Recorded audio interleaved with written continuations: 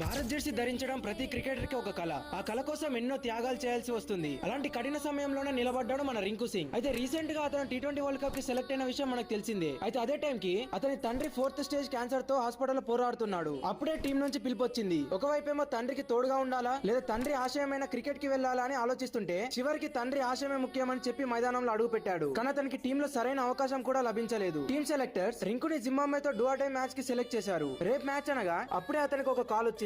ఆ కాల్ లో మీ నాన్నగారు ఇప్పుడే మరణించారు అని తెలిసాక ఆ మాట విని ఒక్క సెకండ్ కూడా ఆలోచించకుండా అతని ప్రయాణం వాళ్ళ నాన్నగారి పాడే మోసేలా చేసింది. ఆ ఒక్క క్షణం నిజంగా ప్రతి ఒక్కరి కంట్లో నీళ్లు తిరిగాయి. కానీ అతని మనసులో ఒక్కటే అనుకున్నాడు, నా తండ్రి నాకు ఇప్పుడు లేరు కానీ నా తండ్రి ఆశయం ఎప్పుడు నాతోనే ఉంటుంది. ఆ ఆశయాన్ని ఎలాగైనా నిలబెట్టి తీరాలని చెప్పి మళ్ళీ తిరిగి జట్టులోకి అతని ప్రయాణాన్ని మొదలు పెట్టాడు. ఇదొక వీడియో మాత్రమే కాదు, రింకు సింగ్ దేశం కోసం అతని తండ్రి కోసం పోరాడుతున్న ఒక జీవిత పాఠం. దీనిపై మీరేమంటారో ఇప్పుడే కామెంట్స్ లో చెప్పండి. అలాగే ప్రతి ఒక్క రింకు సింగ్ ఫ్యాన్ కామెంట్స్ లో రింకు అని కామెంట్ చేసి మన పేరు ఇప్పుడే ఫాలో చేసుకోండి మావా.